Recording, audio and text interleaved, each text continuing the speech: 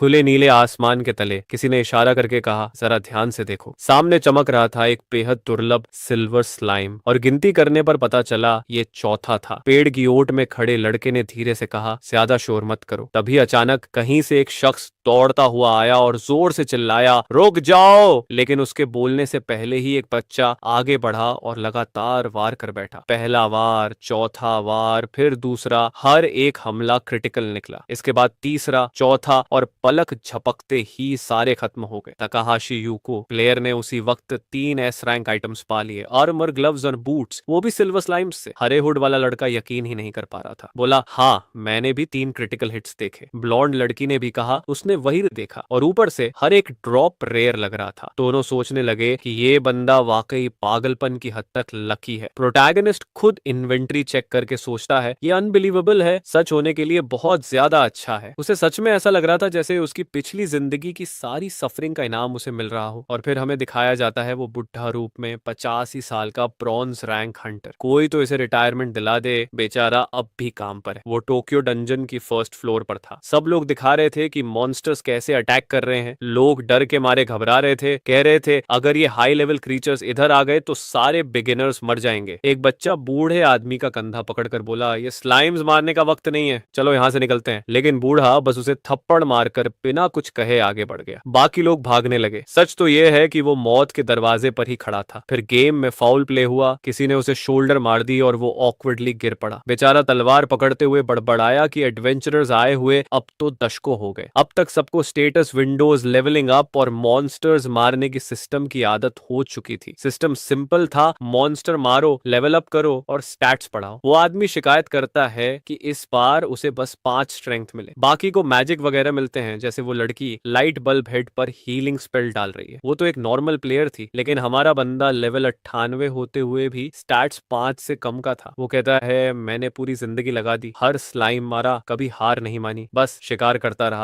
रहा और 88 तक पहुंच गया। बस स्लाइम्स ही मारे, कुछ और नहीं। लेकिन फिर एक स्लाइम और काटा और कुछ भी नहीं बदला। मैक्स लेवल 99 था और उसे यकीन था कि कुछ स्पेशल होना चाहिए। वो मान नहीं पा रहा था कि वो वाकई जिंदगी भर का लूजर ही बना रहेगा। वो गुस्से में स्लाइम पर टूट पड़ता है, नंगे हाथों से मारता है, दांतों से काटता है और आखिरकार लेवल 99 हिट करता है। कांपते हुए कहता है ये है इनाम मेरी सारी सफरिंग का। लेकिन सिस्टम कहता है बस एक स्ट्रेंथ मिला। अब उसका टोटल हुआ 6। बूढ़ा गुस्से से जमीन पटकता है, क्या दुनिया मेरे साथ मजाक कर रही है, मेरी पूरी जिंदगी बेकार गई। उसी वक्त मॉन्स्टर्स घेर लेते हैं। वो सोचता है अब इस दुनिया से उम्मीद करने जैसा कुछ बचा ही नहीं। उसकी जिंदगी तो वैसे भी दुखों से भरी थी। लोग उसे नीचा दिखाते रहे। वो अपनी माँ को नहीं बचा पाया जिसने हमेशा उसका ख्याल रखा। यहाँ तक कि उसने अपनी छोटी बहन के सपने भी तोड़ दिए। आखिरकार ये श्रापित जिंदगी स्लाइम बनकर खत्म हो गई। सिस्टम बस यही कहता है डेथ। लेकिन अचानक मैट्रिक्स फ्लैश होती है और अनाउंस करता है कि ताकाशी युको की सिस्टम में कोई एरर हुआ है। इसे ठीक करने का तरीका है कि उसकी जिंदगी रोल बैक की जाए। माफी के तौर पर सिस्टम उसे देता है सीक्रेट पैरामीटर 9999 पॉइंट्स के साथ। उसकी जिंदगी खत्म होती है और वो आंख खोलता है। कोई उसे बधाई दे रहा था। उसी पल से वो फिर से एक एडवेंचर था। वो अभी भी कंफ्यूज खड़ा रहता है, चारों तरफ देखता है। कोई पूछती है कुछ गड़बड़ है क्या, वो कहता है नहीं। फिर पिलर की तरफ बढ़ता है और याद करता है ये वही दिन था जब उसने पहली बार एडवेंचरर्स गिल्ड में रजिस्टर किया था, 15 मार्च। उसे वो अजीब बोनस वाला मैसेज भी याद आता है। स्टेटस खोलकर देखता है वैसा ही बेकार, बस वही 6 स्ट्रेंथ पॉइंट्स जो उसने 85 साल में पाए थे। लेकिन फिर उसे नीचे दाएं कोने में कुछ अजीब दिखता है। स्क्रॉल करके देखता है और हैरान होकर कहता है ये क्या है। उसके पास 9999 लक थी। वो खुद को शांत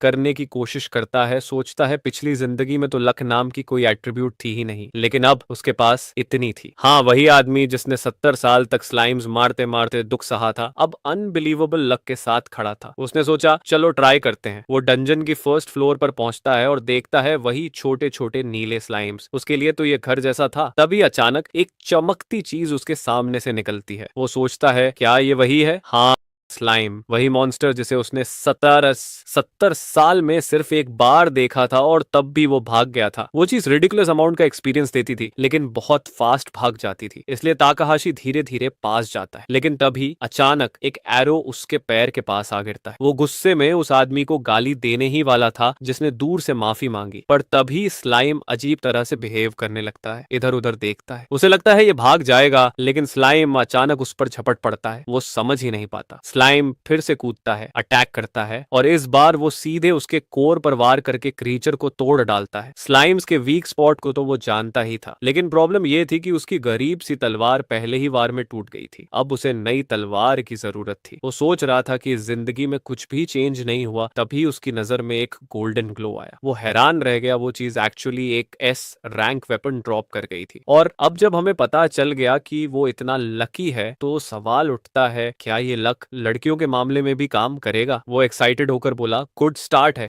वो हंटिंग शुरू करने ही वाला था कि उसे सामने 4 सिल्वर स्लाइम्स दिख गए। उसे लगा शायद सपना देख रहा है, लेकिन मॉन्स्टर्स उस पर चार्ज कर देते हैं। मजबूरी में उसने उनका सामना किया, फिर से वॉर किया, क्रिटिकल क्रिटिकल क्रिटिकल। यही वो पल था जब सब शुरू हुआ। जमीन पर एस रैंक आइटम्स की बारिश हो रही थी। उसके बाद उसने करीब 1 घंटे तक और हंट किया। इस दौरान उसे लगभग 10 सिल्वर स्लाइम्स मिले, वही मॉन्स्टर जिसे अपनी पिछली जिंदगी में उसने 70 साल में सिर्फ एक बार देखा था, और उनमें से ज्यादातर रेयर लूट छोड़ रहे थे। उसका बैग पहले से ही भर चुका था। अब तो साफ था उसकी लक सच में बहुत ज्यादा थी। वो घास पर बैठकर मुस्कुराता है और कहता है, इस पावर से मैं आखिरकार कोई बन सकता हूँ, अपनी फैमिली को खुश कर सकता हूँ, बीमार माँ का ख्याल रख सकता हूँ और छोटी बहन की मदद कर सकता हूँ। तभी उसे याद आता है, हाँ उसके पास फैमिली है। 70 साल हो गए थे उन्हें देखे हुए। अब वो वापस जाकर मिलना चाहता था। मुझे लगा वो शायद कोई बहाना बनाकर कहीं और चला जाएगा, लेकिन नहीं। हम सीधे पहुंचते हैं उसके पुराने घर के सामने। वो सोचता है कि शायद सेकंड फ्लोर पर है। एक एक करके घरों को पार करता है और आखिर में एक दरवाजे पर ताकाहाशी RU 203 लिखा देखता है। वो खुद को काम करने की कोशिश करता है, गहरी सांस लेता है और कहता है, ठीक है, सब ठीक होगा। जैसे ही दरवाजा खोलने की हिम्मत जुटाता है, दरवाजा अपने आप खुलता है और सामने उसकी छोटी बहन खड़ी होती है। बेचारे के हाल बुरे हो गए। पता चलता है कि घर में उसकी बहन नोमी है। उसने उसके बाल पकड़कर हक कर लिया। नोमी हैरान होकर पूछती है, ये कोई प्रैंक तो नहीं, कहीं कैमरा तो नहीं लगा? लेकिन युकियो कसम खाता है कि इस जिंदगी में वो किसी को भी अपनी कीमती चीजें छीनने नहीं देगा। वो अपनी बहन को पहले ही बता देता है कि उसके पास सुपर लक है। बहन पूछती है, तो इसका मतलब हम माँ को बचा सकते हैं? वो बोला, ऑफ कोर्स,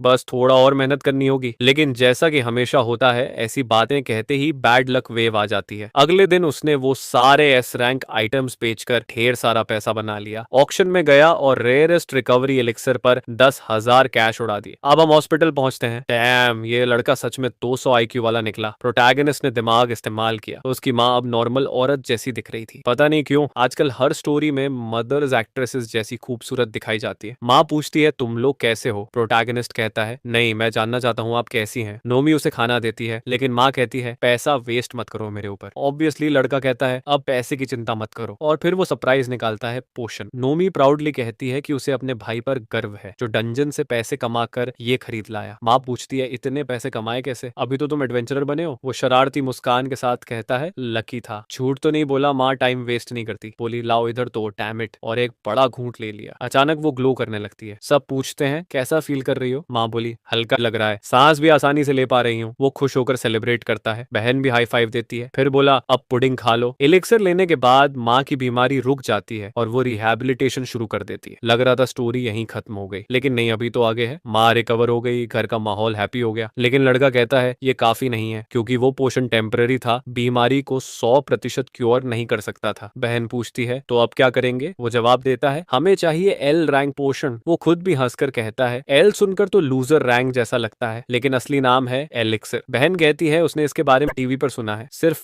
वर्ल्ड के टॉप एडवेंचर्स को ये मिला है। प्रॉब्लम ये थी कि वो सिर्फ फ्लोर 50 से नीचे मिलता है। मतलब जितना स्ट्रॉन्ग बनोगे उतना रेयर होता जाएगा। जब तक तुम्हारे पास 999 लाख ना हो। दूसरी दिक्कत, आइटम नॉन ट्रेडेबल है, बेच नहीं सकते। तो बहन बोलती है मतलब हमें खुद ही पाना होगा। वो हंसकर कहता है एग्जैक्टली। नोमी पूछती है क्या तुम इतने ऊंचे फ्लोर्स तक पहुंच भी पाओगे? वो बोला नॉर्मली तो इम्पॉसिबल है, मरना आसान होगा, जैसे सड़क पर कुत्ते को गाड़ी को चल दे। बहन सुनकर डर जाती है, लेकिन वो समझाता है कि नॉर्मली यही होता, लेकिन उसके पास नॉलेज है अपनी पिछली जिंदगी से। उसे पता है एलिक्सर कहाँ स्पॉन होता है, क्योंकि भले ही वो ऊंचे फ्लोर्स तक नहीं जा पाया था, लेकिन उसने हर फ्लोर की स्टडी की थी। हाँ, ट्रांसलेटर ने थोड़ी गड़बड़ की थी। असल में एलिक्सर सिर्फ लेवल 450 से ऊपर के मॉन्स्टर्स से ड्रॉप होता है, लेकिन एक एक्सेप्शन है फ्लोर 20 का बॉस एंशिएंट गोलम। प्रॉब्लम ये है कि वो मॉन्स्टर ढूंढना भी मुश्किल है, मारना तो और भी टफ, और ड्रॉप चांस बहुत रेयर है, इसलिए बहुत कम लोग जानते हैं। पिछली जिंदगी में ऐसा बस एक ही बार हुआ था, लेकिन अब जैसे हालात चल रहे हैं ये उसके लिए इम्पॉसिबल नहीं लग रहा। नोवाई उसे देखती है और कहती है तेरे चेहरे पर वो गिल्टी वाली लुक है, जैसे कुछ शेडी प्लान बना रहा हो। फिर उसे पानी देती है और कहती है मुझे पता है तू जो ठान ले वो कर सकता है। प्रोटैगनिस्ट बताता है कि हाँ चांस है, लेकिन पहले उसे कुछ तैयारी करनी होगी, क्योंकि हर प्रॉब्लम का एफिशिएंट सॉल्यूशन निकालना चाहिए। सबसे पहले ऑब्वियसली उसे चाहिए हाई क्वालिटी इक्विपमेंट। उसके पास एस रैंक सो डू तो है, लेकिन उस पर 30% मिस वाला गंदा टेबुफ है। तभी उसकी बहन पूछती है ड्यूनियन जा रहे हो? वो कहता है हाँ। बहन डर जाती है और बोलती है आर्मर खरीद लो, ये 3 फटे हुए कपड़े पहनकर जा रहे हो। लेकिन वो समझाता है कि उसके स्टैट्स बहुत लो हैं, आर्मर पहन भी नहीं सकता। सच में अगर देखो तो उसके एट्रीब्यूट्स अभी भी काफी कम है। लकी तो इंसेन है, लेकिन फिक्स कैसे होगा? ताकाहाशी खुद भी यही आंसर ढूंढ रहा है। फिलहाल उसका ऑप्शन बस फार्मिंग करना है और देखना है आगे क्या होता है। कम से कम उसे कुछ यूजफुल स्किल्स तो मिल रही हैं जो फाइट में काम आती हैं। निजोमी कहती है अगर स्ट्रॉन्ग बनना है और आर्मर पहनना है तो स्टैट्स बढ़ाने पड़ेंगे, और वो 15th फ्लोर का जिक्र करती है। प्रोटैगनिस्ट कंफर्म करता है हाँ वही क्राउन ऑफ एलिस है, रेयर मॉन्स्टर जो मिरेकुलस फ्रूट ड्रॉप करता है। उसकी बहन उसे शुभकामनाएं देती है, खाने का सामान देती है और कहती है केयरफुल रहना। मुझे नहीं पता क्यों, लेकिन ये फैमिली ज्यादा ही खुश लग रही है। ऐसा लग रहा है किसी भी वक्त कोई मीटियोर इनके घर पर गिर जाएगा। अब हम पहुंचते हैं फॉरेस्ट में, जहां कार्निवोरस प्लांट्स कीड़े मकोड़े खा रहे हैं, और हमारा प्रोटैगनिस्ट उस फटे पुराने कपड़ों में सच में किसी साइड कैरेक्टर जैसा लग रहा है। एलिस का डंगोनन प्लांट से घिरा हुआ था। सबसे बड़ी प्रॉब्लम ये थी कि वहां लॉस्ट होना बहुत आसान था, लेकिन गुड पार्ट ये था कि चूंकि ये अर्ली फ्लोर था, कई एडवेंचरर्स पहले भी यहाँ आ चुके थे और हर चीज का परफेक्ट डिटेल्ड मैप अवेलेबल था। वो चलते चलते एक जगह पहुंचता है जो थियोरेटिकली नेस्ट होना चाहिए। पेड़ नॉर्मल लगते हैं, लेकिन अगर उन पर पत्थर फेंको तो हिलते हैं। तभी क्रीचर उठकर उस पर हमला करता है, लेकिन वो पहले से रेडी था। वॉर करता है और सीधा क्रिटिकल हिट। उसे पता था कहां से सरप्राइज अटैक्स आते हैं, इसलिए जगह उतनी हार्ड नहीं लगी। ऑब्वियसली एक मारते ही रेयर ड्रॉप मिल गया। वो उसे खा लेता है और कहता है स्वाद तो सेब जैसा है, टेस्ट मैटर नहीं करता। इंपॉर्टेंट ये था कि उसे एक और स्ट्रेंथ पॉइंट मिल गया। नॉर्मली तो ये फ्रूट्स इतने रेयर होते हैं कि फार्मिंग करके एट्रीब्यूट्स बढ़ाना वायबल स्ट्रेटेजी नहीं थी, लेकिन जब तुम्हारे पास 999 लक हो तो दिन भर ड्रॉप खाना और स्टैट्स बढ़ाना पॉसिबल। और सच में उसने ऑलरेडी 27 स्ट्रेंथ और प्लस 13 14 और बाकी सब गेन कर लिया। Problem solve. अब वो सोचता है आज के लिए इनफ है, चलो वापस चलते हैं। तभी अचानक उसके पीछे ब्रश होता है। वो घबरा कर पलटता है और कोई वार्निंग देता है ये जगह हंटिंग के लिए सही नहीं है। सामने 2 लोग खड़े थे जिनके चेहरे दुनिया के सबसे ऑनेस्ट जैसे लग रहे थे। वो पूछते हैं तू कौन है, लेकिन यूकीहितो तुरंत समझ जाता है कि ये बास्टर्ड्स एडवेंचरर्स नहीं है, ट्रैकर्स हैं। उनमें से एक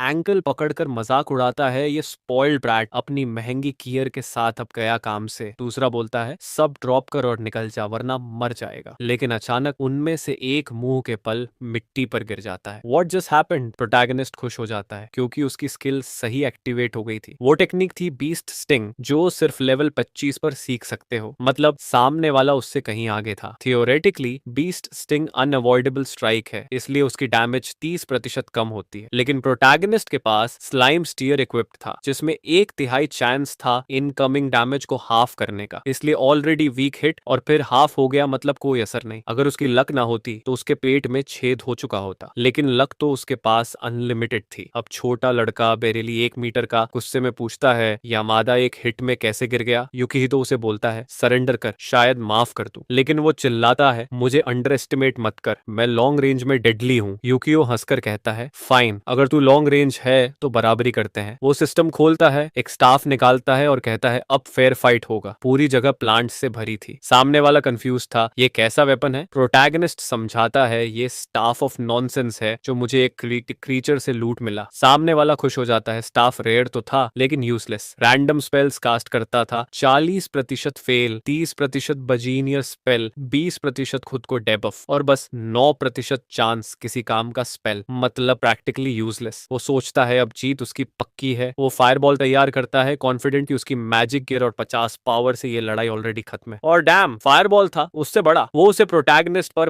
फेंक देता है। प्रोटैगनिस्ट खड़ा जम्हाई लेते हुए कहता है फाइनली डन। फिर युकितो स्टाफ को जमीन पर पॉइंट करता है और अचानक मीटियर गिरता है। वो स्टाफ आसमान की तरफ उठाता है और उसका अटैक दूसरे वाले से कहीं बड़ा निकलता है। मीटियर क्रैश होता है और उसे कुचल देता है। वो आदमी हिट सह नहीं पाता, घुटनों पर गिरता है और क्रॉल करने की कोशिश करता है, बड़बड़ाता है यूको ने मीटियोर कैसे समन कर लिया। लेकिन तब तक सब खत्म हो चुका था। एक और हिट उसकी पीठ पर गिरता है, उसे पूरी तरह जला देता है। सच तो ये था कि वो एक्सप्लोजन से पहले ही डर के मारे पेशाब कर चुका था। ब्लास्ट पूरे जंगल में क्रेटर छोड़ देता है और बेचारे की हालत ऐसी हो जाती है कि देखने लायक भी नहीं। खराब बात ये हुई कि उसने स्टाफ ऑफ नॉनसेंस को इतना ज्यादा दबा दिया कि वो बिखर गया। यूकी तो एक सांस भरता है और दोनों उस आदमी की आत्मा और उसके फुर्तीले दोस्त से माफी मांगता है। बोलता है कि उसकी लक बस ज्यादा ही ज्यादा थी। पर फिर उसे याद आता कि ये लोग क्रिमिनल्स थे, वो उन्हें वहीं छोड़कर नहीं जा सकता था। तो उसने कुछ शाखाएं उखाड़ कर उन बेताओं को बांधा और फिर उन्हें जंगल में खींचता हुआ पुलिस के पास ले गया। उसी वक्त वो पहले ही जाने ही वाला था कि उसको एक एक्स्ट्रा क्वेस्ट भी मिल गया। अगले दिन वो गिल्ड में जाकर मिशन मांगता है। रिसेप्शनिस्ट बताती है कि पुलिस ने सब रिपोर्ट कर दिया है और उसे बधाई देती है कि उसने बैंडिट्स को पकड़ा। इनाम में वो एक छोटी घंटी बजाती है, फिर से कांग्रेचुलेट्स करती है और कहती है कि अब उसे सिल्वर रैंक मिल गया है। यूकी पूरा कंफ्यूज है, कैसे ये सब कैसे हो गया। उसने तो बस एक डंजन क्लियर किया था। इस दुनिया में सिल्वर रैंक पाना आसान नहीं होता। इसके लिए काउंटेस, डंजन्स और सालों की मेहनत चाहिए। मॉन्स्टर मारो, आइटम्स इकट्ठा करो, कॉन्ट्रीब्यूशंस दो, फिर ही प्रमोट मिलता है। रिसेप्शनिस्ट बताती है कि ये स्पेशल रिवॉर्ड है क्योंकि उसने रेड आर्म के 2 सदस्य पकड़े। वो जानती है वे कौन है। वो क्रॉलर ऑर्गेनाइजेशन जो कई डंजन्स को परेशान करती है और इस कमाल की कंट्रीब्यूशन की वजह से उसे सिल्वर में आगे बढ़ने के बराबर गिनती मिल गई है। प्रोटैगनिस्ट समझता है कि उन 2 लोगों से मिलना और उन्हें पुलिस के हवाले करना यानी कॉर्प्सेस छोड़ने की बजाय पकड़कर देने सही फैसला साबित हुआ। जैसे उसने सबसे अच्छी पॉसिबल डिसीजन ली हो। वह बैज ले लेता है और महिला कहती है कि वो उसकी फ्यूचर अचीवमेंट्स का इंतजार कर रही है। ये उसके लिए परफेक्ट था क्योंकि अब वो सिल्वर रैंक होने से 30वीं मंजिल तक जा सकता था और जिस क्रीचर के पास वो एलिक्सर था वो 20वीं मंजिल पर था। मतलब अब उसके पास जो चाहिए था वो तुरंत मिल गया और उसने वही मांगा। वो महिला कहती है कि धीरे धीरे कर, वो अभी अभी सिल्वर हुआ है, क्या जल्दी से हार्ड लेवल के लिए जाना ठीक होगा। वो उसकी कंसर्न के लिए धन्यवाद कहता है, पर हाँ वो जाएगा। वो एक्साइटेड था कि इतनी जल्दी रैंक अप हो गया, शायद फिर से उसकी लक का असर। जैसे ही वो एसोसिएशन से निकलता है, एक बूढ़ा आदमी उसे रोक कर एक पल मांगता है। यूकी तो पूछता है क्या बात है, और वह आदमी जानना चाहता है क्या वही लड़का था जिसने गैंगस्टर्स को हराया। दीवार पर चिपकी हुई उन 2 मूर्खों की पोस्टर देखकर प्रोटैगनिस्ट मान लेता है, हाँ वही थे। उन लोगों ने स्निक अटैक करने की कोशिश की थी। अचानक बूढ़ा आदमी कांपने लगता है, आंसुओं से चमकता हुआ लड़के का धन्यवाद करता है पूरे दिल से। वह एक पोस्टर उतार कर कहता है कि उन गुंडों ने उसके बेटे की हत्या कर दी थी, पुलिस भी उन्हें ढूंढ नहीं पाई थी, पर अब बदला मिल गया। यूकीहितो कहता है उसने कुछ खास नहीं किया, बस एक एडवेंचरर की तरह काम किया। पर बूढ़ा रोते हुए टूट जाता है, कहता है वह अपने बेटे के अंतिम संस्कार में जाकर कह सकेगा कि बदला मिल गया, और वो चला जाता है। यूकीहितो को एहसास होता है कि ये पहली बार था पिछली जिंदगी के बाद कि किसी ने उसे डंजन में किए काम के लिए धन्यवाद कहा। असली अलग तरह का फीलिंग थी। जैसे ही उसकी जिंदगी थोड़ी बेहतर होने लगी, उसे एक दर्दनाक बात याद आती है। वो बचपन में बूढ़ा मर गया था क्योंकि जो क्रीचर स्वॉर्म धरती पर आए थे वे ज्यादातर हंटर से बहुत ज्यादा स्ट्रॉन्ग थे। वो सोचता है क्या वह कुछ कर सकता है, पर जल्दी ही वापस हकीकत में आता है। अभी तो उसने बस फार्मिंग शुरू किया है और धीरे धीरे स्ट्रॉन्ग हो रहा है। अभी उसके बस के बाहर की चीजें थी, तो उसने खुद को झकझोरा और फिर से फोकस किया। सबसे जरूरी था उसकी माँ की हेल्थ बनाए रखना, यही प्रायोरिटी थी। दृश्य बदलता है। एक गुफा, पत्थर की मेज पर बिखरे औजार और एक गंजा आदमी अपनी मुट्ठी मारकर गालियां दे रहा है। उसे यकीन नहीं हो रहा कि वे बदमाश सच में मर गए। अब दूसरी औरत अपनी गलती नहीं सीखी, ऊपर से वह अपने बड़े भाई को देने वाली फीस भी नहीं दे पाएगा। वह एक डैगर उठाता है, अखबार पर नजर डालता है और कसम खाता है कि जिसने उसके प्लान्स खराब किए उस पर बदला लिया जाएगा। पर फिर वह अचानक शांत हो जाता है। उसे सावधान रहना होगा। इस लड़के ने अकेले ही 2 हाई लेवल फाइटर्स मौत के घाट उतारा है। कम से कम ये दिखाता है कि वो मजबूत है, इसलिए उसे पहले परफेक्ट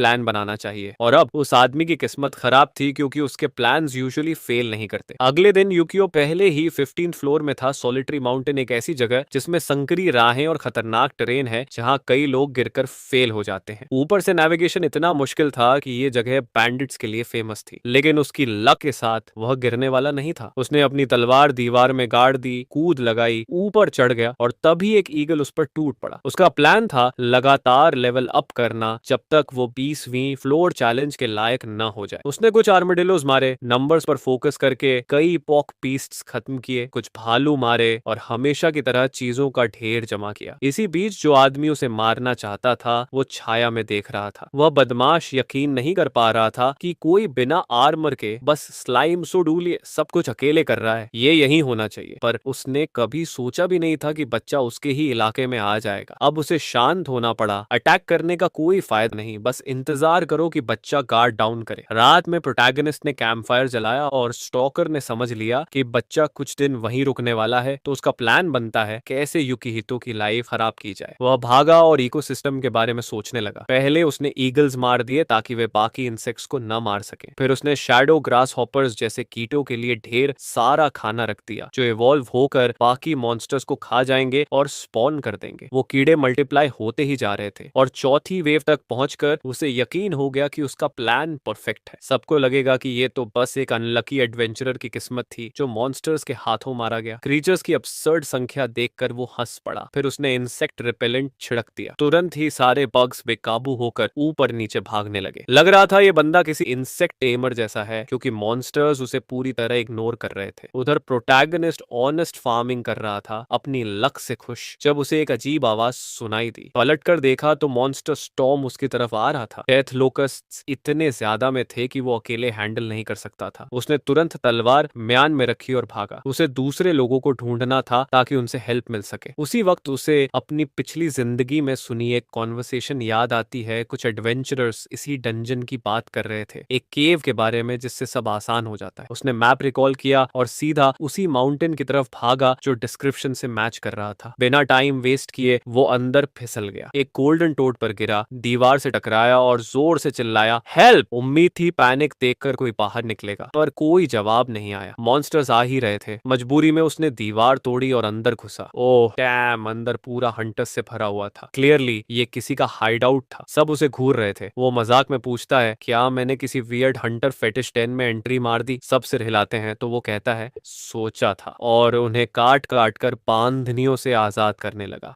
रेस्क्यूड हंटर्स खुशी से चिल्लाने लगे। सबको लगा था हम मर गए। युकिहितो ने पूछा क्या हुआ। एक ने बताया उन्हें ट्रैकर्स ने अटैक किया था। चश्मे वाली लड़की बोली उन्हें किसी एबनॉर्मल आइटम से बेहोश किया गया। एक और लड़का बोला मारने के लिए नहीं, पकड़ा गया था बेचने के लिए। रेडहेड ने कहा हम तो शायद ह्यूमन ट्रैफिकिंग के लिए डेस्टिन्ड थे। ये सब सुनकर यूको को पूरा यकीन हो गया। हाँ, ये ट्रैकर्स का नेस्ट था। उसकी पिछली जिंदगी वाला आसान पॉइंट्स कमाने का तरीका अब मैटर ही नहीं करता। उसने पीसेस जोड़ना शुरू किया। याद आया फ्यूचर में पुलिस ने यहाँ रेड मारा था, पूरा स्क्वाड अंदर घुसा था। पता नहीं उन्होंने हंटर्स के खिलाफ क्या किया, पर समहाउ ट्रैकर्स को रोक दिया और इस जगह को बंद कर दिया। बाद में उसे किसी डिनर या कुछ ऐसा बना दिया, पर युकिहितो ने सब डिस्कवर कर लिया पुलिस को पता लगने से पहले। जाहिर है उसे दूसरों के बारे में ज्यादा याद नहीं था क्योंकि 70 साल तो बस स्लाइम्स मारते निकल गए थे। प्रॉब्लम ये थी कि ये सब अचानक हो गया। अब उसे ट्रैप लोगों का यूज करना था। उसने सबको कहा सुनो, अचानक है पता है, पर डेथ इंसेक्ट्स की स्टॉर्म हमारी तरफ आ रही है। सबने बाहर देखा और यकीन कर लिया। फिर सब पूछने लगे इतने सारे कहां से आ गए? क्यों? ऐसे इवेंट्स अनकॉमन नहीं है, इन्हें मॉन्स्टर पैनिक्स कहते हैं, पर यूजुअली इतने ओवरवेलमिंग नहीं होते। यूको बोला समझने का टाइम नहीं है, अगर सरवाइव करना है तो सबको मेरे साथ कोऑपरेट करना होगा। ग्रुप अनसर्टेन था, पर मोहॉक वाला बोला इतने क्रीचर्स के साथ भागने का कोई चांस नहीं। ब्राउन हेड लड़की ने कहा इम्पॉसिबल है, हमारे पास वेपन्स आर्मर कुछ नहीं। ग्रे हेड ने अग्री किया, बोला सब कुछ ट्रैकर्स ले गए, लेकिन अगर किसी के पास फुल इन्वेंट्री थी तो वो था यूकी। उसने कहा टेंशन मत लो। फिर मेन्यू स्वाइप किया और आइटम्स की बारिश कर दी। बोला जो चाहिए ले लो। सब शॉक्ड थे, इतना सब क्यों दे रहा है? वो बोला वरी मत करो,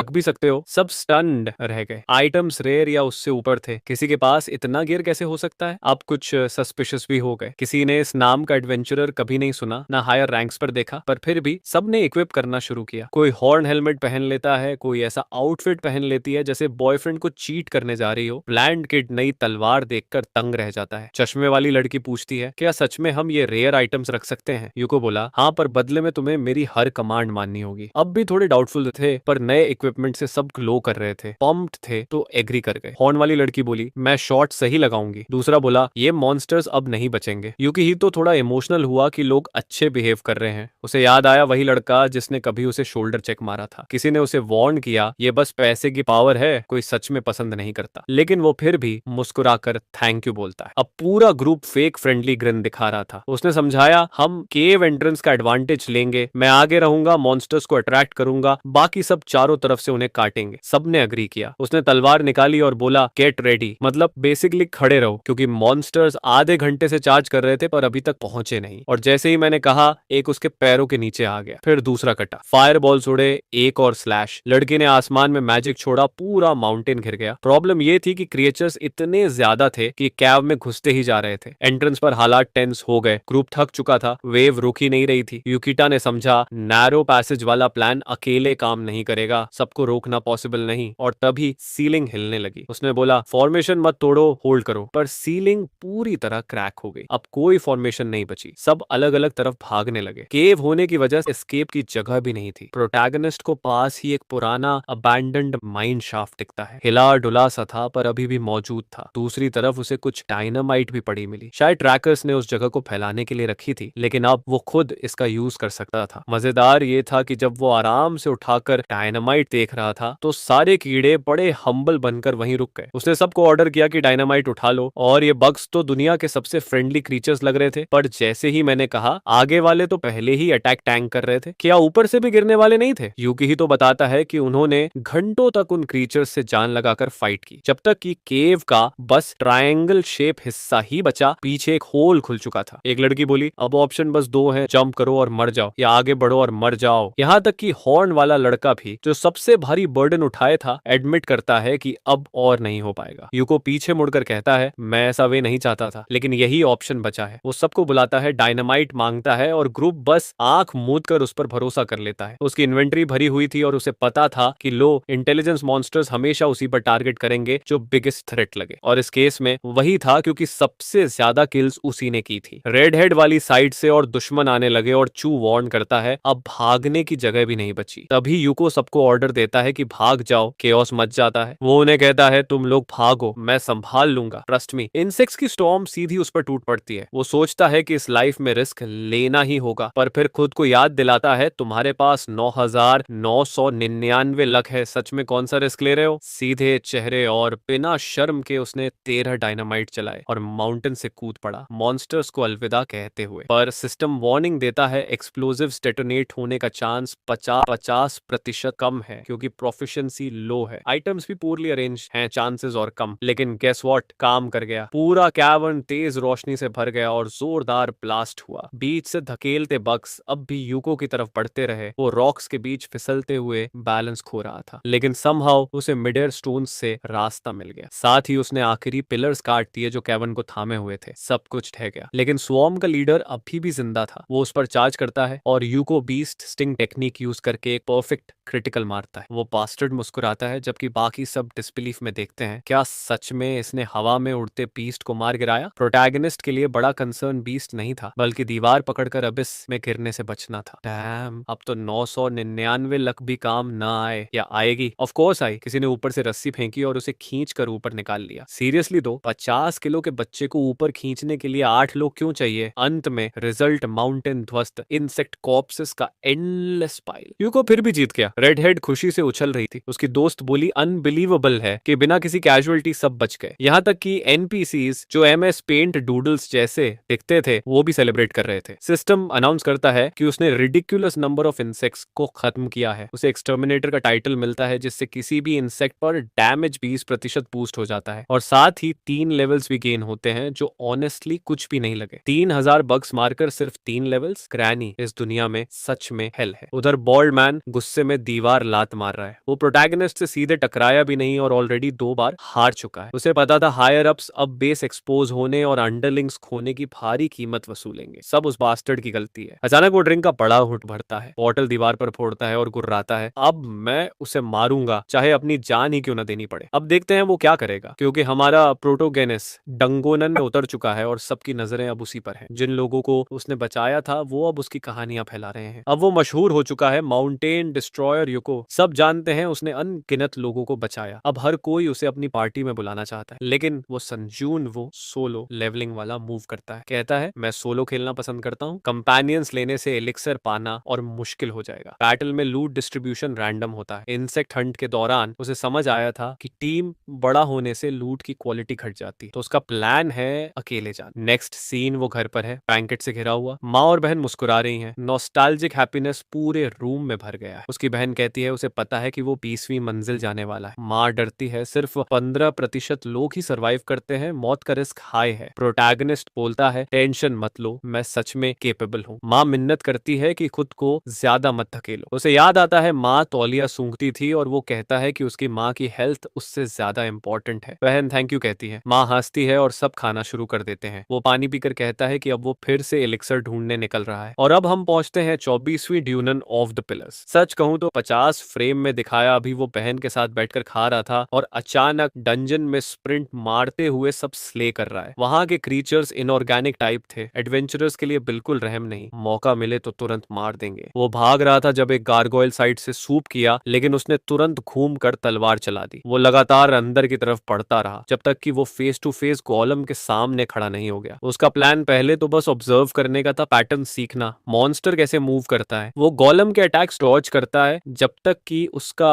रिदम समझ न ले। फिर अचानक चार्ज मारता है और उसकी बाह पर स्लैश करता है। मॉन्स्टर गिर जाता है और वो बॉस डोर के सामने खड़ा हो जाता है। आउटकम अब उसकी जिंदगी की नई शुरुआत तय करने वाला था। दरवाजा खुलते ही उसे एक अजीब चेम्बर दिखता है। पहले कभी ऐसा नहीं देखा था। बीच में कुछ था। अंदर जाते ही डोर सील हो गया। कम से कम वो कर्स्ड स्टैच्यू यहाँ हंस नहीं रही थी। बस एंशिएंट कॉलम सामने खड़ा था, वही जो एलिक्सर गार्ड कर रहा था। 24वां फ्लोर का बॉस आर्मर पहने और बेहद स्ट्रॉन्ग। लेकिन यूकी तो आगे बढ़ता है क्योंकि उसे पता है कि ये बस स्टैट्स पर टिका है। उसकी स्पीड और पैटर्न्स इतने प्रिडिक्टेबल हैं कि संभाले जा सकते हैं। उसका प्लान था कोर पर सीधा स्ट्राइक मारना। लेकिन रुको, वो बॉल्ड आदमी वहां क्या कर रहा है? प्रोटैगनिस्ट को देख रहा था। पता नहीं उसका काम था या नहीं, लेकिन अचानक एक और गोलम स्पॉन हो जाता है। Oh damn! बॉल्ड गाय ने अपना गोलम एक्टिवेट किया और यूकी को दोनों के सामने छोड़ दिया। प्योर बग अब्यूजर, जीएम को रिपोर्ट करो इसे। यूकी ही तो जानता था कि कोई बेगिनर 20वीं मंजिल पर नहीं रह सकता। उस आदमी ने जानबूझकर इसे डबल डंगोनन बना दिया था। एक नाइफ उसकी तरफ उड़ा, उसने ब्लॉक किया। अब कंफर्म हो गया कि ये सब कोइंसिडेंस नहीं है। बाल आदमी जिसके कान में बड़े इयररिंग्स थे नोटिस करता है कि लड़के के रिफ्लेक्सेस कितने शार्प हैं, लेकिन इतने प्रिसाइज अटैक्स और 2 गोलम्स के साथ सर्वाइवल इम्पॉसिबल लग रहा था। अकेले कोई इडियट ही 4 लोगों वाले बॉस को चैलेंज करता। वो लेवल 52 थीफ था, तो मॉन्स्टर की प्रेजेंस हाइड करना उसके लिए इजी था। जैसे ही यूको डिस्ट्रैक्टेड हुआ, उसने दूसरे गोलम को प्रोवोक किया, शैडो स्टेप से घूमा और ट्रैप कर दिया। थीफ होने के साथ उसके पास S rank cloak of invisibility भी था। सिचुएशन उसके लिए परफेक्ट थी, 3 बनाम 1। उसे पता था सर लड़का फेटल मिस्टेक करेगा। ये आदमी रुकने वाला नहीं था, पुश करता रहा। उसने अपनी ब्लेड पर पॉइजन लगाया और फिर से फेंका। इस बार यूकितो के गाल को छू गया। पॉइजन ट्रिगर हुआ, लेकिन उसकी लक की वजह से इफेक्ट फेल हो गया। थीफ को अजीब लगा, ये पॉइजन बहुत पावरफुल है, इतने लो लेवल वाले पर फेल नहीं होना चाहिए। लेकिन व्हाटएवर, बस बार बार फेंको, इवेंचुअली इफेक्ट होगा। वो सच में परसिस्टेंट था। कोई उसे डम विलन कहेगा तो ट्रोल कर रहा है। वो बॉम्ब्स फेंक रहा था, पिलर्स पर ट्रैप्स लगा रहा था, इलेक्ट्रिक फेंसेस, स्मोक बॉम्ब्स सब यूज कर रहा था, सब खर्च कर डाला। उधर प्रोटैगनिस्ट बस कह रहा था भाई मुझे अपना छोटा गोलम मारने दो पहले। नीचे इतने ट्रैप्स सेट कर दिए कि खुद खड़ा भी नहीं रह पा रहा था। मजबूरन ऊपर चढ़ा, लेकिन फिर एक गोलम ने जमीन पर प्रहार किया और उसका चेहरा बदल गया। यूकी तो बोला चीप ट्रिक्स खत्म कर दिए या और बाकी हैं? तभी थीफ को शक हुआ, शायद ये लड़का शुरू से सब जानता था। यूको ने जमीन से एक डैगर उठाया और बोला नीचे आओ, फाइट करो, यहाँ मजा आएगा। थीफ शॉक्ड था, ये लड़का उसे कैसे लोकेट कर गया इनविजिबिलिटी और थीफ क्लास होने के बावजूद। यूकी तो समझाता है वॉरियर्स की बेसिक एबिलिटी इंट्यूशन होती है, मेरे लिए ये काम करती है। थीफ बोला तेरी लो लेवल इंट्यूशन से इतना पॉसिबल नहीं, तू बस लकी है। यूकी तो मुस्कुराता है, तो मान लो मैं झूठ बोल रहा हूँ, कर लोगे क्या, बाहर निकलोगे? अब थीफ तंग आ गया, उसने 2 डैगर्स निकाले और चार्ज किया। प्रोटैगनिस्ट ने सीधा ब्लॉक करके उसे पीछे फेंक दिया और बोला अब देखते हैं कौन आखिरी तक खड़ा रहता है। किसी ने कमेंट किया था और सच भी है, चीनी कहानी है, जायंट पावर हाउस लड़की तो मिसिंग है। यहाँ तो बस बॉल्ड आदमी है जिसे लड़का इधर उधर फेंक रहा है, सोच रहा है कैसे इसने लो लेवल इंट्यूशन से उसे देख लिया। असल में यूकी तो जानता था कि ये आदमी कभी बिलीव नहीं करेगा। सच ये था कि इंट्यूशन उसकी बेसिक स्किल थी जो प्रोबेबिलिटी पर काम करती थी, और प्रोबेबिलिटी बदल जाती है जब तुम्हारे पास उसकी तरह लक हो। उसका मिनी मैप सब कुछ दिखा रहा था, ट्रैप्स, पिलर्स, मॉन्स्टर्स, थीफ कहाँ है, सब कुछ। थीफ आगे बढ़ता है, मानता है कि लड़का इंप्रेसिव है इतने लो लेवल पर। यूकिटो उसे थैंक्स बोलता है। मीनवाइल गोलम्स पास खड़े लूमिंग कर रहे थे। थीफ चिढ़ जाता है, बोलता है उसकी एजिलिटी के चलते बस टाइम की बात है जब यूको को साफ स्ट्राइक लगेगा, और सच में उसने प्रोटैगनिस्ट के आर्म में चाकू घोंप दिया, लेकिन यूको पैरालिसिस रेजिस्ट कर गया। थीफ हैरान हुआ, एबनॉर्मल इफेक्ट्स रेजिस्ट कैसे कर लेता है ये। यूकिटो पीछे स्लिप होकर पीछे से वार करने की कोशिश करता है, पर थीफ स्लो नहीं था, डॉज कर गया। फिर यूकिटो ने बीस्ट स्टिंग एक्टिवेट किया, गारंटीड हिट वाला मूव, पर बास्टर्ड ने बटरफ्लाई डांस से सब डॉज कर दिया और इल्यूजन बना दिया। थीफ समझाता है गारंटीड हिट से बचने का एक ही तरीका है, परफेक्ट इवेशन। फिर उसने 2 और वार किए, उनमें से एक यूकिटो की टांग पर लग। वो ग्रिन करता है, अब बस टाइम की बात है, लड़का गिर जाएगा। और तभी गोलम ने लेजर फायर किया, लेकिन यूकिटो की टांग पर हिट लगने से वो क्राउच हो गया और ब्लास्ट एक्सीडेंटली डॉज हो गया। थीफ हंस पड़ा, यह है 20वीं फ्लोर की सरप्राइज।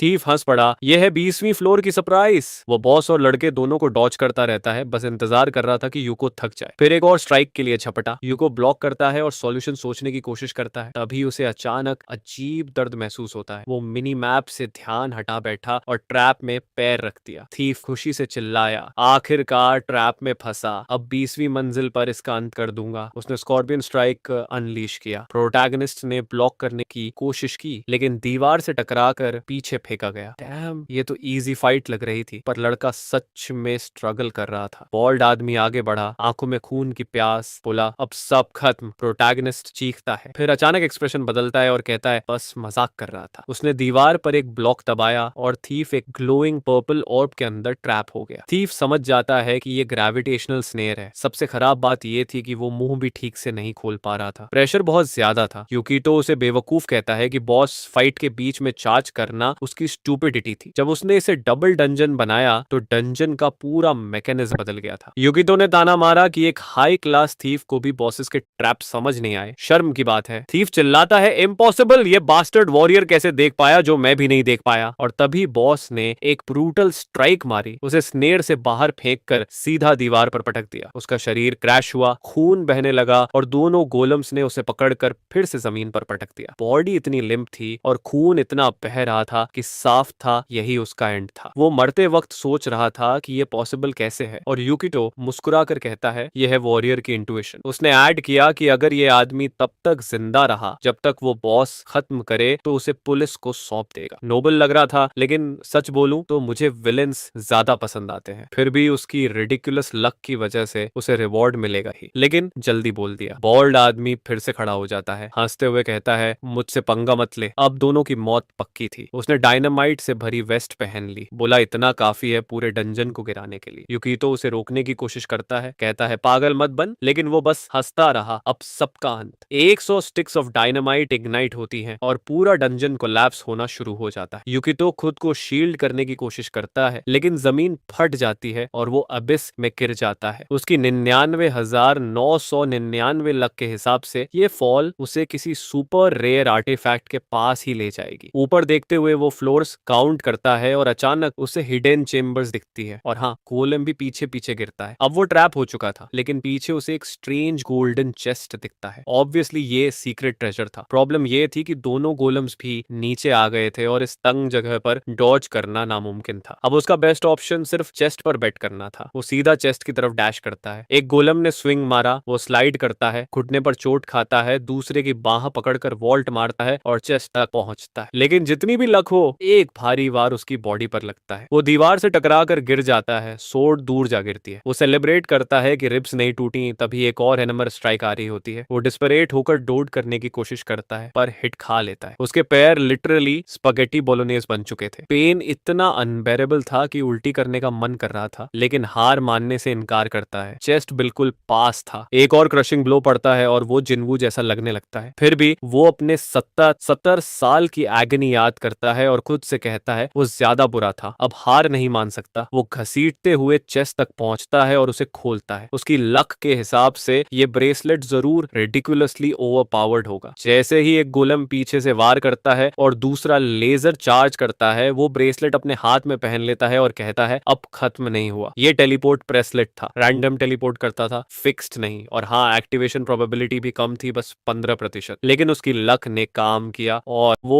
टेलीपोर्ट हो गया। ड्रामा बेकार निकला। वो गोलम के पीछे टेलीपोर्ट होकर उसकी वीक पॉइंट पर ब्लेड घोंपता है। मॉन्स्टर वर्ल करता है, उसे शोल्डर चेक मारता है और लेजर फायर करता है। पूरा अरीना हिल जाता है। प्रोटैगनिस्ट शिकायत करता है ये फाइट बहुत ज्यादा हार्ड है, अब जीतने दो। लेकिन ब्रेसलेट बस्टेड था। फिर से टेलीपोर्ट करता है और दूसरे गोलम के पीछे प्रकट होता है, उसकी वीक स्पॉट पर वार करता है। ग्रीन वाला उसे पर्पल की तरफ फेंकता है और पर्पल हैमर मारने आता है। फिर टेलीपोर्ट, फिर स्लैश, बार बार वही। अब वो लगातार हिट्स लगाने लगता है। दोनों गोलम्स क्रैक होने लगते हैं। स्लैश के बाद स्लैश, टेलीपोर्ट के बाद टेलीपोर्ट, और ये सब वो बिना पैरों के मिड एयर कर रहा था। उसने ठान लिया था अगर उसे मारना है तो और मेहनत करनी पड़ेगी। दोनों गोलम्स ऑपोजिट साइड से चार्ज करते हैं। यूकिहितो कहता है यही है अंत। वो वैनिश करता है और ग्रीन वाला पंच सीधा पर्पल के कोर में पड़ता है। क्रैक वाइड ओपन हो जाता है। उसी समय यूकितो ऊपर प्रकट होता है, बीस्ट स्टिंग एक्टिवेट करता है और एक परफेक्ट क्रिटिकल स्ट्राइक मारता है। उसका sword rainbow coloured ultimate trigger करता है। ब्रेसलेट क्रैक हो रहा है, उसकी आंखें ब्लैकआउट हो रही हैं, लेकिन सिस्टम डिक्लेयर करता है यूकियो ने एंशिएंट कॉलम को डिफीट कर दिया। एक्चुअली दोनों को रिवॉर्ड, 2 एलिक्सर्स, एक उसकी मां के लिए और एक उसके लिए क्योंकि अब वो लेगलेस था। बिना सोचे समझे उसने एक गल्प में पी लिया। ग्रीन ग्लो ने पूरा चैम्बर भर दिया, उसका बॉडी पूरी तरह से रिस्टोर हो गया। दूसरा एलिक्सर उसके हाथ में सुरक्षित था। परफेक्ट। सिस्टम अनाउंस करता है कि स्पेशल कंडीशंस अचीव करने पर उसे नए टाइटल्स भी मिले। सर्वाइवर टाइटल से +10 इंड्योरेंस मिलता है, जायंट स्लेयर से +20 स्ट्रेंथ और चैंपियन ऑफ जस्टिस से +10 डेक्सटेरिटी। वो इन्हें इन्वेंट्री में स्टोर करता है और मुस्कुराता है। अब निकलने का टाइम था। लीप्स और टेलीपोर्ट्स की सीक्वेंस से वो पिट से बाहर चढ़ जाता है, लेकिन सरफेस पर पहुंचते ही बॉल्ड वाला बास्टर्ड गायब था। एक्चुअली गायब नहीं, उसने 100 डायनामाइट स्टिक्स अपने सीने पर बांधकर खुद को उड़ा लिया था। Classic ending. अब उसका नामो निशान नहीं बचा। कम से कम अब डेस्क रैंक आइटम तो मिल गया। किड दरवाजा खोलते हुए प्राउड फील करता है और कहता है स्टेज कंप्लीट। इसके बाद वो सीधे गिल्ड जाता है, सब कुछ रिपोर्ट करता है और वो क्लॉथ भी दिखाता है जो उसने रिकवर किया था। रिसेप्शनिस्ट तुरंत गिल्ड मास्टर को बुलाती है। गिल्ड मास्टर पर्सनली आकर उसे थैंक करता है और इंटरव्यू वगैरह की बात करता है, लेकिन यूकिटो को इन सब से कोई मतलब नहीं। उसका बस एक ही मकसद था, एलिक्सर अपनी मां तक पहुंचाना। लेकिन स्ट्रीट्स पर हालात अलग थे। अब सब उसे पहचान रहे थे। बिलबोर्ड तक पर उसका चेहरा लगा था। वो घर आता है, दरवाजा खोलता है और उसकी मां बहन सामने खड़ी होती है। वो प्राइडली एलिक्सर दिखाता है जैसे सबसे स्ट्रॉन्ग दवा लाया हो। हॉस्पिटल में डॉक्टर कंफर्म करता है यूकी की मां की बीमारी पूरी तरह से ठीक हो गई है। फैमिली को यकीन नहीं हो रहा, लेकिन डॉक्टर कहता है कि ये एक्सपेक्टेड ही है क्योंकि एलिक्सर रेयरेस्ट है। पूरी फैमिली एक दूसरे को गले लगाती है। माँ यूकिटो का हाथ पकड़कर उसे थैंक करती है। वो भावुक होकर उसे थैंक करता है कि उसने उसे रेस किया। याद करता है जब वो हेल्पलेस बूढ़ा था और अपनी माँ की मौत सिर्फ देख सकता था। लेकिन नोमी बीच में बोल पड़ती है, ड्रामा बंद करो, घर चलते हैं, ये जगह इसके लिए नहीं है। फिर वो वार्न करती है कि उसे सराउंडिंग्स पर नजर रखनी चाहिए। अचानक सब अंधेरे में डूब जाता है। कोई खिड़की से देख रहा था। एक ब्लॉन्ड आदमी अंदर आता है और कहता है ट्रेजेडी है, इतनी प्यारी फैमिली अब दुख में डूब जाएगी। लेकिन अच्छी बात यह है कि वो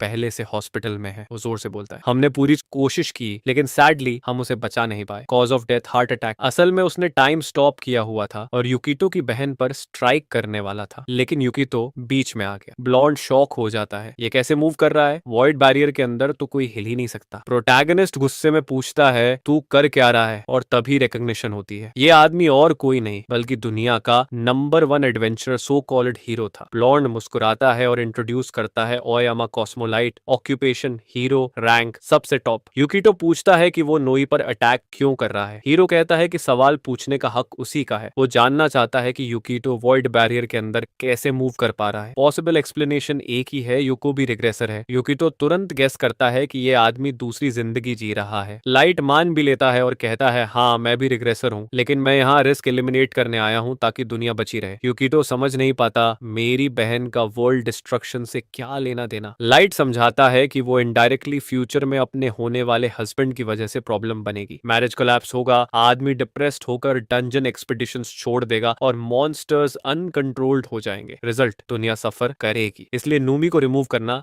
जरूरी है। यूकी तो कामली जवाब देता है, पास्ट फ्यूचर जैसा नहीं है, मैंने ऑलरेडी चेंजेस कर दिए हैं, मैंने माँ का डेट चुका दिया, अब नोए प्रोस्टिट्यूशन में नहीं जाएगी और उस आदमी से मिलेगी ही नहीं, फ्यूचर ऑलरेडी बदल चुका है। लाइट सिर हिलाता है लेकिन फिर कहता है, थ्योरीज पर डिपेंड करने से अच्छा है अभी एक्शन ले लिया जाए। यूकी तो साफ मना कर देता है। ब्लॉन्ड मैन कहता है, प्लीज ऐसा मत करो, मैं तुम्हें मारना नहीं चाहता, मैं ये सब लोगों को बचाने के लिए कर रहा हूँ, उसकी डेथ से काउंटलेस लोग बच जाएंगे। यूकी तो गुस्से में कहता है, तुरंत निकल यहाँ से। ब्लॉन्ड स्मर्क करता है और कहता है, ठीक है, अगर सच में उसे बचाना चाहता है तो मुझसे लड़, जीतना जरूरी नहीं, बस प्रूव करो कि तुम उसे बचा सकते हो। यूकी तो वार्न करता है कि वो रिग्रेट करेगा, लेकिन ब्लॉन्ड स्टेटस विंडो दिखाता है हर स्टैट 3000 से अधिक। यूकी तो समझ जाता है कि उसके पास कोई चांस नहीं है। लाइट कहता है, तुम्हें अब तक समझ जाना चाहिए कि तुम अपनी बहन को प्रोटेक्ट करने के लिए काफी स्ट्रांग नहीं हो। फिर वो पूछता है, तो फैसला करो, तुम्हारी बहन मरेगी या तुम लड़ोगे। यूकी तो हेजिटेट करता है। जीतने का चांस ऑलमोस्ट 0 था। टेलीपोर्ट करके भाग सकता था, लेकिन तब उसे बहन के साथ 24 घंटे 7 दिन चिपक कर रहना पड़ता और वो लेवल अप भी नहीं कर पाता। आखिरकार वो कहता है, ठीक है, मैं लड़ूंगा। लाइट हंसता है और कहता है, मैं जीतने की उम्मीद नहीं करता, बस वॉइड बैरियर में 10 मिनट सरवाइव करो, लेकिन हॉस्पिटल के अंदर नहीं, वरना पूरा प्लेस तबाह हो जाएगा। लाइट खिड़की से बाहर निकलता है और कहता है, चलो सेटिंग बदलते हैं। यूकिटो के पास अब कोई और ऑप्शन नहीं बचा। वो बाहर कूदता है, कसम खाता है कि वो अपनी बहन को प्रोटेक्ट करेगा। कोर्टयार्ड में लाइट कहता है, ये जगह ठीक है, जबकि यूको नर्वस होकर कहता है, थोड़ा इजी ले। लाइट अग्री करता है और बोलता है कि वो हल्के से शुरू करेगा, लेकिन जैसे ही वो उंगली चटकाता है, 5 मैजिक सर्कल्स प्रकट हो जाते हैं और एक साथ बैराज ऑफ अटैक्स छोड़ देते हैं। प्रोटैगनिस्ट चिल्लाता है, ये इजी लेना है क्या? ब्लॉन्ड बस मुस्कुराता है और क्लोन समन कर लेता है। कहता है, अब यूको के पास डील करने के लिए काफी कुछ होगा। फिर वो खुद भी क्लोन्स के साथ चार्ज करता है। यूकी ही तो जल्दी से इन्वेंट्री खोलता है और 2 सब्स्टिट्यूट डॉल्स एक्टिवेट करता है। वो लाइट की स्ट्राइक्स अब्सॉर्ब कर लेते हैं, लेकिन पीछे फेंक दिए जाते हैं। लाइट उसकी तैयारी की तारीफ करता है, लेकिन वॉर्न भी करता है कि प्योर डिफेंस से वो 10 मिनट सर्वाइव नहीं कर पाएगा। तभी यूको स्टाफ ऑफ नॉनसेंस निकालता है और एक मीटियर कॉन्जर करता है। कहता है कि उसे पता है कैसे डील करना है, आइटम्स को एक साथ यूज किया जा सकता है और यही उसका एडवांटेज है। मीटियर क्रैश होता है सीधा हीरो पर, लेकिन वो छोटा सा ब्लॉन्ड ब्रैट बिल्कुल अनस्केथ निकलता है। कोई रियल डैमेज नहीं हुआ, जैसा एक्सपेक्टेड था। वो स्मोक से बाहर आता है और समझाता है कि रिग्रेशन से उसे वॉइड बैरियर स्किल मिली है, और मीटियर देखकर उसे अंदाजा हो गया कि यूको की एबिलिटी लक या प्रोबेबिलिटी मैनिपुलेशन से जुड़ी है। प्रोटैगनिस्ट शॉक होता है कि उसने इतनी जल्दी समझ लिया। लाइट कहता है कि ऑब्वियस है, यूको की फाइटिंग स्टाइल और उसके आइटम्स देखकर। यूकी ही तो सोचता है कि शायद वो लक को बेकार एबिलिटी मान रहा है, लेकिन लाइट सिर हिलाता है और कहता है कि लक यूजफुल है, लेकिन ये दुनिया इरेशनल चीजों से भरी है, ऐसी चुनौतियां जिनसे लक भी नहीं बचा सकता। और अब वो साबित करेगा कि वो उन चैलेंजेस में से एक है। वो वाटर मेज, प्लांट मेज, फायर टाइटन और क्रीचर्स की पूरी होर्ड समन करता है। यूकी ही तो कामली जवाब देता है कि उसे पता है लक सब कुछ सॉल्व नहीं कर सकता, लेकिन उसने एक इंटरेस्टिंग चीज देखी। लाइट की स्टेटस विंडो में लक 0 थी। अब फैमिली सामने नहीं है तो उसे रेकलेस होना पड़ेगा। वो सोचता है कि माँ के लिए जो भी करना पड़े, किसी भी मेथड से वो करेगा। लाइट बैररज अनलैश करता रहता है और फायर मॉन्स्टर भी चार्ज करता है। वो चिल्लाता है, अब दिखाओ तुम्हारी सो कैलड लक क्या कर सकती है। यूकी ही तो अटैक क्लोज आने का वेट करता है और फिर टेलीपोर्ट ब्रासलेट इक्विप कर लेता है। सिस्टम चेक करता है, सक्सेस, और वो वैनिश हो जाता है। सबको लगता है कि वो कोई इंसेन प्ले करेगा, लेकिन नहीं, वो बस भागने के लिए टेलीपोर्ट करता है। What the hell! इतने बिल्डअप के बाद वो भाग निकला। लाइट उड़ते हुए उसका पीछा करता है, कहता है कि वो आइटम बहुत कन्वीनियंट है, लेकिन उसकी फ्लाइट मैजिक काफी है कैच करने के लिए। यूको फिर टेलीपोर्ट करता है और कहता है कि वो देखना चाहता है लाइट वास्तव में कर क्या सकता है। प्रोटैगनिस्ट खुद को इनोसेंट बायस्टैंडर्स के बीच टेलीपोर्ट कर देता है और डिक्लेयर करता है, अगर लाइट सच में हीरो है तो वो इन्हें नहीं मारेगा। रिस्की मूव था। लाइट आंखें बंद करता है और मानता है, हाँ मैं हीरो हूँ, इनोसेंट्स को हर्ट करना अनफॉरगिवेबल क्राइम है। वो उंगली चटकाता है और बड़े स्केल का मैजिक रोक देता है। अब सच में फाइट करने का मूड बनाता है। वो सोर्ड निकालकर कहता है कि बड़े स्पेल्स के बिना भी उसे कोई नहीं रोक सकता। यूकी कॉन्फिडेंट फील करने लगता है कि उसकी सर्वाइवल चांसेस बढ़ गए हैं। वो शील्ड निकाल कर रेडी होता है। लाइट मुस्कुराता है और कहता है कि वो ऐसे ओपोनेंट्स का आदी है जो सिविलियंस का इस्तेमाल ब्लफ करने के लिए करते हैं। टर्न्स आउट वो ब्लफ नहीं कर रहा था। एरोस उड़ते उड़ते सिविलियंस से डाइवर्ट हो जाते हैं, लेकिन यूको को चेस करते रहते हैं। एक एरो शील्ड से टकराता है, रिकोकेट होकर बिल्डिंग उड़ा देता है। लाइट समझाता है कि एपोकैलिप्स नजदीक आने पर मॉन्स्टर्स इंसानों के रूप में डिस्गाइज होने लगते हैं। ट्रैकर्स बढ़ते हैं, क्राइम्स एस्केलेट होते हैं और सब नॉर्मल लगने लगता है, लेकिन यूकिहितो बस भागता रहता है और चिल्लाता है कि अपनी पिछली जिंदगी में उसने ये सब कभी नहीं देखा क्योंकि वो स्लाइम्स फार्म करने में बिजी था। लाइट कहता है, अफसोस है, तुम्हें देखना चाहिए था कि कैसे दुनिया केओस में डूब गई। वो ये भी कहता है कि उसे उम्मीद थी कि दोनों रिग्रेसर्स मिलकर काम करेंगे। यूको जवाब देता है कि अनफॉर्चुनेटली उसकी वजह से ऐसा पॉसिबल नहीं। फिर वो एक और स्ट्राइक ब्लॉक करता है, दीवार में टकरा जाता है, धीरे धीरे उठता है और मानता है कि इतनी टाइट जगह पर लड़ना मुश्किल हो रहा है। लाइट कुछ बोलने ही वाला था कि यूको पास पड़ी स्केटबोर्ड लाइन पकड़ लेता है और ट्रिक्स करता हुआ भाग निकलता है। लाइट हंसता है और कहता है, ये सोच रहा है सच में भाग सकता है, मजाक है। वो लाइट वॉल कॉन्जर करता है और यूको का रास्ता रोक देता है। उसी पल लाइट पीछे प्रकट होता है, स्ट्राइक करने के लिए रेडी, लेकिन यूकिहितो पास के पिलर को देखता है और मटर करता है, परफेक्ट टाइमिंग। वो उसे किक करता है और पिलर गिर जाता है। लाइट घबराता है, क्रश होने से नहीं बल्कि इसलिए कि पीछे एक सिविलियन की कार थी, उसे कोलैप्स रोकना पड़ता है। यूको उसकी तारीफ करता है, सच में तुम हीरो हो। लाइट कहता है, ऑफ कोर्स, लोगों को बचाना ही मेरा काम है। तभी यूकितो चैलेंज करता है, अब देखना चाहता हूं तुम कितना प्रोटेक्ट कर सकते हो। स्पार्क्स सिटी ग्रिड से फूटते हैं, पानी जमीन से उभरता है, एक्सप्लोजन इग्नाइट होते हैं। लाइट काम रहता है लेकिन मजबूर होकर डायनासोर समन करता है आग बुझाने के लिए। यूको डिक्लेयर करता है कि ये काफी नहीं होगा। पूरी स्ट्रीट की ट्रीज जल रही थी, जमीन फटकर क्रेटर बन गई थी। लाइट समझ जाता है कि सब एक साथ टूट रहा है, उसके पास कोई ऑप्शन नहीं बचता। वो बाकी स्पिरिट्स समन करता है लोगों को बचाने के लिए। कार्स नीचे खिंच रही हैं, लोग लगभग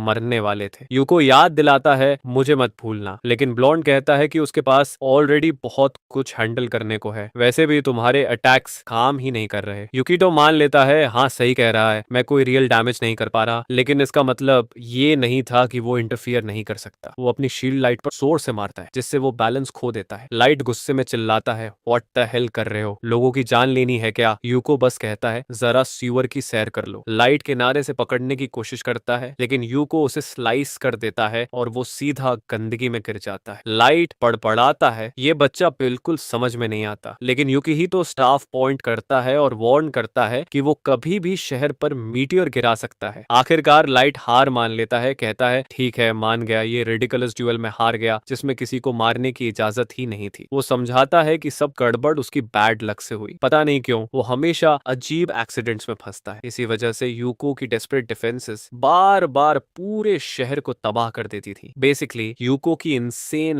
लक और लाइट की एंडलेस बैड लक की क्लैश ने ये कैटास्ट्रोफी क्रिएट किया। लाइट मानता है कि वो इम्प्रेस्ड है कि किड को शहर इतनी डिटेल में पता है। यूकी कामली कहता है कि उसे सब याद है कौन सी चीज कब एक्सप्लोड हुई और क्यों, क्योंकि उसने ये सब जिया था जब उसने अपनी फैमिली खो दी थी। लाइट सॉफ्टली कहता है, ठीक है, लेकिन साथ ही ऐड करता है कि अब यूको को थोड़ी देर उसके साथ रहना पड़ेगा। वॉइड बैरियर जल्द ही खत्म हो जाएगा और उसे सब ठीक करना होगा जो यूको अकेले नहीं कर सकता। वो उसे हॉस्पिटल वापस जाने को कहता है ताकि कर्सबॉर्न डिजास्टर को रोका जा सके। यूको कंफ्यूज, कर्सबॉर्न ये कौन है? शायद नोआई का फ्रेंड। लेकिन लाइट क्लेरिफाई करता है कि वो हॉस्पिटल में होने वाले डिजास्टर की बात कर रहा है। चूंकि यूको रिग्रेसर है, उसे ऑलरेडी पता होना चाहिए, लेकिन यूको इंसिस्ट करता है कि उसे कुछ नहीं पता। लाइट भौहें चढ़ाता है, सोचता है ये मजाक कर रहा है, लेकिन यूको सीरियस रहता है। फिर लाइट कहता है, इम्पॉसिबल, कोई रिग्रेसर कैसे नहीं जान सकता? यूको जवाब देता है, मैंने 70 साल सिर्फ स्लाइम्स ही मारे हैं। लाइट थक कर कहता है कि अब यूको को खुद ही प्लान सोचना पड़ेगा। वो पूछता है, क्या करने का सोच रहा है? यूको एडमिट करता है कि उसके पास कोई प्लान नहीं है, उसे तो ये तक नहीं पता ये काम कैसे करेगा। तो लाइट समझाना शुरू करता है, जब वॉइड बैरियर गिरेगा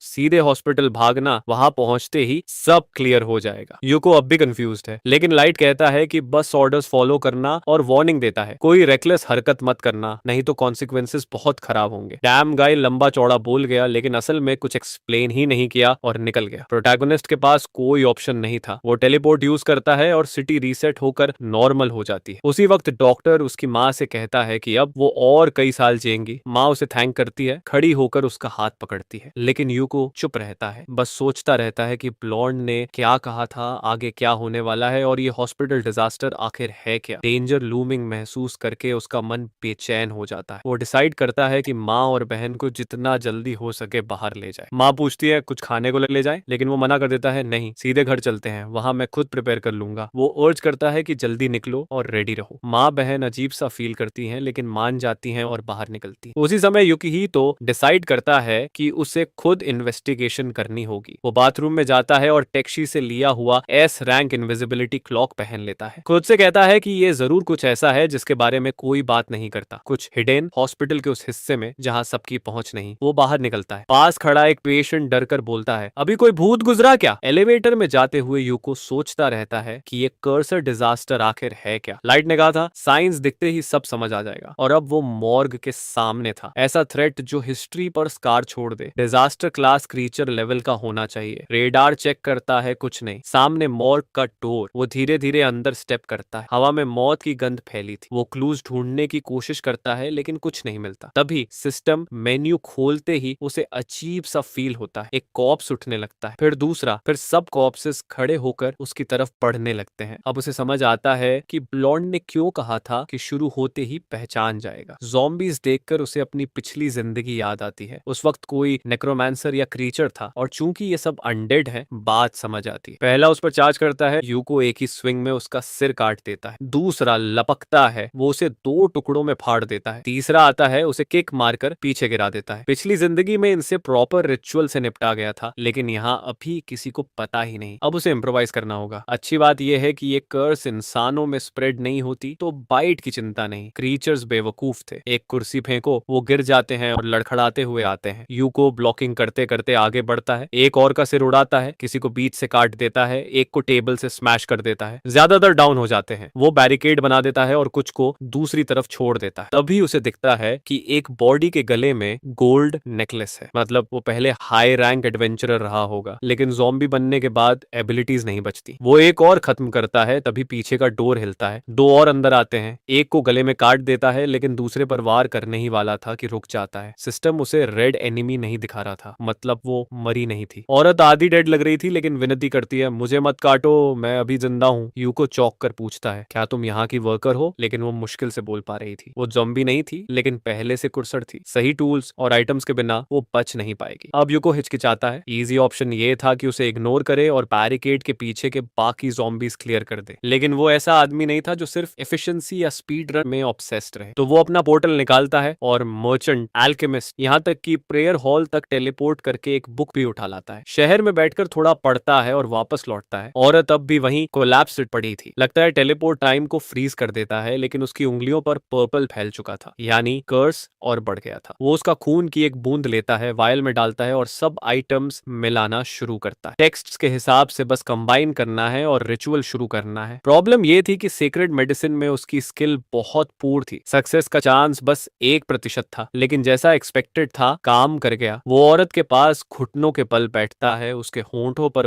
वायल लगाकर लिक्विड पिलाता है। औरत स्टर करती है और जिंदगी वापस लौट आती है। शायद ये पहली प्रॉपर फीमेल कैरेक्टर थी स्टोरी में, उसकी माँ और बहन को छोड़कर। सेटिस्फाइड होकर वो उसे जेंटली साइड पर लिटाता है, सोर्ड खींचता है और बैरिकेड की तरफ मुड़ता है। अब ज़ॉम्बीज खत्म करने का टाइम था, लेकिन अब उसे कुछ अजीब लगता है। बैरिकेड बहुत क्वाइट था, और यही वजह थी कि वो औरत अब तक जिंदा। वो चेक करता है और देखता है कि कुछ ज़ॉम्बीज मर्ज होकर ब्लैक स्लज बन रहे थे। बॉडीज अब्सॉर्ब हो रही थी और मिलकर एक मैसिव क्रीचर बन रहा था, जिसके काउंटलेस आर्म्स और स्केलेटल हेड थे। प्रोटैगनिस्ट सोचता है, स्लाइम्स ही तो अब्सॉर्ब करने वाले मॉन्स्टर्स थे ना, ये कैसे? पता चलता है कि हर बॉडी पर लगे कर्सेस अब एक में मर्ज हो गए हैं। ये उसकी गलती का नतीजा था कि उसने हर ज़ॉम्बी को इंडिविजुअली खत्म नहीं किया। ब्लॉन्ड बास्टर्ड होता तो हंसता कि कितना इनएफिशिएंट निकला, लेकिन उसने औरत को बचाया, उसे रिग्रेट नहीं था। वो चार्ज करता है और मॉन्स्टर टेंटिकल्स से वार करता है। एक सिर काट गिराता है, इजी लगता है, लेकिन क्रीचर अब भी जिंदा था। वो फिर वार करता है, दूसरा सिर काटता है। खतरनाक था, लेकिन चॉइस नहीं थी। वो लगातार वार करता है, 3, 4 और सिर गिरते हैं और उसे लगता है अब कंट्रोल हो रहा है, लेकिन क्रीचर लगातार ग्रो कर रहा था। और भी आर्म्स निकल रहे थे और वो और कॉर्प्सेस खींचकर अब्सॉर्ब कर रहा था। यूको शॉक में सोचता है, ये ज़ॉम्बी इतना बस्टेड क्यों है? ज़ॉम्बीज तो ब्रेनलेस फॉडर होते हैं, लेकिन ये रीजनरेट करता जा रहा था, और उसके warrior skills mostly single target के लिए थे, एरिया अटैक्स के लिए नहीं। ऑप्शन बस स्टाफ ऑफ नॉनसेंस बचता था, लेकिन हॉस्पिटल के अंदर मीटियोर गिरा नहीं सकता। वो सोचता है कि टाइम बाय करे जब तक ब्लॉन्ड वापस आए, लेकिन उम्मीद खत्म हो जाती है जब मॉन्स्टर और बॉडीज खींच लेता है और बड़ा हो जाता है। टेंटिकल्स लगातार वार करते हैं, फोर्सिंग हिम टू डॉज, और पूरा रूम टूटने लगता है। उसे पता है कि जल्दी खत्म करना होगा, वरना अनस्टॉपेबल हो जाएगा। रियलिटी उसे स्लैप करती है, अभी सिल्वर रैंक मिला है, इतना बड़ा मॉन्स्टर एक ही स्ट्राइक में मारना नामुमकिन है। वो मेडिकल सप्लाई डिवाइस देखता है और दिमाग में रेसिपीज, स्पेल्स और ट्रिक्स सर्च करता है। अचानक एक आइडिया आता है, कुछ क्राफ्ट करूं। तो स्ट्रेचर्स के पैर तोड़कर उन्हें पाइप्स की तरह शेप करता है। मॉन्स्टर फिर स्मैश करता है और वो मटर करता है कितना इम्पेशेंट है। वो एक स्ट्रेचर इन्वेंट्री में डालता है, मेटल का टुकड़ा उठाता है और शील्ड रेडी करता है। बीस्ट लंजेस करता है, वो डॉज करता है और साथ ही बुक पलटकर रेसिपी ढूंढता है ब्लैक पाउडर की। प्रॉब्लम, पोटेशियम नाइट्रेट, सल्फर और चारकोल चाहिए। टेलीपोर्ट करना इजी सॉल्यूशन था, लेकिन एनर्जी ऑलमोस्ट खत्म थी, तो यहीं इम्प्रोवाइज करना पड़ा। कॉर्नर में उसे वुड दिखता है, उसे जलाकर चारकोल बनाता है और एल्केमी पॉट में डालता है। सिस्टम वार्निंग देता है, प्रोबेबिलिटी बहुत लो। अब सल्फर और पोटेशियम नाइट्रेट चाहिए। टाइम बाय करने के लिए वो इन्वेंट्री से कुछ मॉन्स्टर पर फेंकता है और फोन निकालकर पुराने वर्ल्ड की जानकारी देखता है। उसे याद आता है सल्फर इंसेंस से मिलता है। मॉर्ग में तो हर जगह इंसेंस यूज होता है स्मेल मास्क करने के लिए। उसे एक इंसेंस मिलता है, लेकिन वो जला हुआ था। वो वुमन के पास चेक करता है, कुछ मैचेस पाता है, उसे जलाता है और रेसिड्यू स्क्रैप करके एल्केमी पॉट में डालता है। सिस्टम कंफर्म करता है सल्फर एक्वायर्ड, साथ ही पोटेशियम नाइट्रेट भी मिल गया और ब्लैक पाउडर क्राफ्ट हो जाता है। अब बस एम्यूनिशन चाहिए था। हद है किड कर्स्ट हॉस्पिटल फाइट के बीच वेपन बन बिल्ड करने में लगा था। वो बुक देखकर ग्रिन करता है और मॉन्स्टर टंग लैश करता है, उस पर चार्ज करता है। लेकिन अब रेसिपी कंप्लीट हो चुकी थी। वो पेपर का शीट लेता है और एल्केमी कंप्लीट करता है वर्ल्ड का पहला डबल बरेल शॉटगन। प्रोटैगनिस्ट तुरंत सिर्फ एक नहीं, दो निकालता है और कहता है परफेक्ट।